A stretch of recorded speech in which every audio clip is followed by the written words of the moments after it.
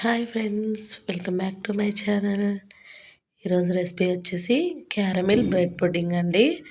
చాలా ఈజీగా, టేస్టీగా, చాలా అంటే చాలా బాగుంటుంది. ఎక్కువ టైం కూడా పట్టదండి. తక్కువ ఇంగ్రీడియంట్స్తోనే క్యారమిల్ బ్రెడ్ పుడ్డింగ్ని ఇంట్లోనే ఈజీగా తయారు చేసుకోవచ్చు. ఎలా చేసుకోవాలి ఏంటి అనేది టిప్స్తో సహా షేర్ చేస్తాను, చూసేయండి. ఒక ప్యాన్ తీసుకొని కప్పు షుగర్ తీసుకుంటున్నాను. 150 గ్రామ్స్ ఉంటుందండి అప్రాక్సిమేట్గా. తీసుకొని వాటర్ ఏమీ వేయకుండా లో ఫ్లేమ్లో పెట్టుకొని మెల్ట్ చేసుకోవాలి. కొత్తగా ఎవరైనా వీడియోస్ చూస్తున్నట్టయితే ప్లీజ్ లైక్ చేసి, షేర్ చేసి, సబ్స్క్రైబ్ చేసుకోండి. వీడియోని స్కిప్ చేయకుండా చూడండి. చూస్తున్నారు కదా, కొంచెం మెల్ట్ అవ్వడం స్టార్ట్ అయిందండి. మెల్ట్ అయ్యి కలర్ అనేది చేంజ్ అవుతుంది. లో ఫ్లేమ్లో మాత్రమే మెల్ట్ చేసుకోవాలండి, లేకపోతే క్యారమిల్ అనేది అంత పర్ఫెక్ట్గా రాదండి. ఇలా కలర్ చేంజ్ అయిపోతుందండి, చూసారు కదా. ఇలా క్యారమిల్ ఫామ్ అవ్వగానే స్టవ్ ఆఫ్ చేసేసుకోవాలండి.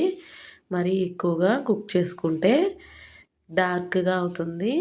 క్యారమిల్ అనేది డార్క్ కలర్లోకి చేంజ్ అయితే చేదు వచ్చేస్తుందండి. అంత టేస్టీగా ఉండదు పుడ్డింగ్ అనేది. జస్ట్ షుగర్ మెల్ట్ అయిన తర్వాత 30 సెకండ్స్ అలా ఉంచేసి స్టవ్ ఆఫ్ చేసేసుకోండి. ఇక్కడ నేను కేక్ మౌల్డ్ తీసుకుంటున్నానండి. ఈ మౌల్డ్లోకి క్యారమిల్ని స్ప్రెడ్ చేసుకోండి. ఇలా అంతా వేసేసుకున్న తర్వాత బౌల్ని టర్న్ చేసుకుంటూ మొత్తం స్ప్రెడ్ అయ్యేలాగా స్ప్రెడ్ చేసుకోవాలండి. డార్క్ కలర్లో అస్సలు రాకూడదండి, చేదొచ్చేస్తుంది. లైట్గా కలర్ చేంజ్ అవ్వగానే ఆఫ్ చేసేసుకోండి ఫ్లేమ్ అనేది. ఇలా అంతా సెట్ చేసుకొని పక్కన పెట్టేసుకోవాలి. ఈలోపు సెట్ అవుతూ ఉంటుందండి. నెక్స్ట్ ప్రాసెస్ చూద్దాం. ఇక్కడ నేను 5 బ్రెడ్ స్లైసెస్ తీసుకున్నానండి. తీసుకొని ఎడ్జెస్ని కట్ చేసుకుందాం. ఇలా ఎడ్జెస్ అన్నీ కూడా 4 సైడ్స్ కట్ చేసేసుకోవాలండి. మీరు కావాలి అంటే ఎడ్జెస్ని కూడా వేసుకోవచ్చండి. ఎడ్జెస్ వేసుకుంటే ఏంటంటే పుడ్డింగ్ అనేది కొంచెం హార్డ్గా ఉంటుంది, అంత సాఫ్ట్గా ఉండదు. ఇలా ఎడ్జెస్ అన్నీ రిమూవ్ చేసుకున్న తర్వాత వీడియో క్లిప్లో చూపిస్తున్నట్టుగా కట్ చేసేసుకోండి. పీసెస్ లాగా కట్ చేసుకోవాలండి.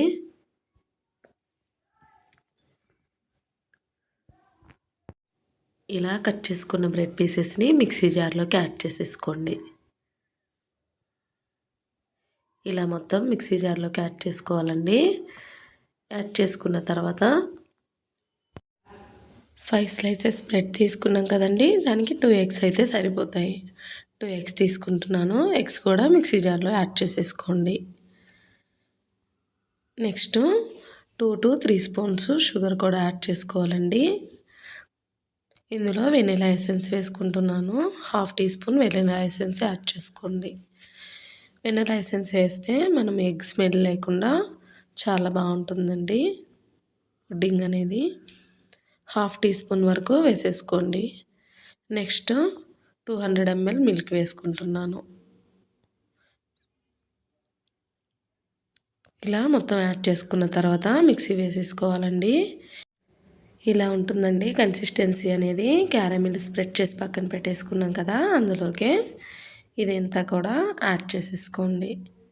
ఇలా యాడ్ చేసుకున్న తర్వాత ఇప్పుడు దీన్ని స్టీమ్ చేసుకోవాలండి. మీ దగ్గర ఏది అవైలబిలిటీ ఉంటే అలా చేసేసుకోండి. నేను ఇలా స్టాండ్ పెట్టేసుకొని దాని మీద పెట్టేసుకున్నానండి. పెట్టేసుకొని లిడ్తో కవర్ చేసేసుకోవాలి. లో ఫ్లేమ్లో పెట్టుకొని కుక్ చేసుకోవాలండి. నాకు ఇక్కడ 40 to 45 మినిట్స్ పట్టిందండి కుక్ అవ్వడానికి. మీరు తీసుకున్న క్వాంటిటీని బట్టి టైం కూడా ఉంటుంది. ఇలా అంతా కూడా కుక్ అయిన తర్వాత తీసేసి 2 to 3 అవర్స్ ఫ్రిడ్జ్లో పెట్టేసుకోండి. కూల్గా ఉంటే చాలా బాగుంటుందండి పుడ్డింగ్ అనేది, ఈజీగా డీమోల్డ్ అవుతుంది. లేదు అనుకుంటే పక్కన పెట్టేసేయండి. ఒక 2 to 3 అవర్స్ సరిపోతుంది. తర్వాత నెక్స్ట్ తీసేసుకొని నైఫ్తో వీడియో క్లిప్లో చూపిస్తున్నట్టుగా ఎడ్జెస్ని కట్ చేసేసుకోండి.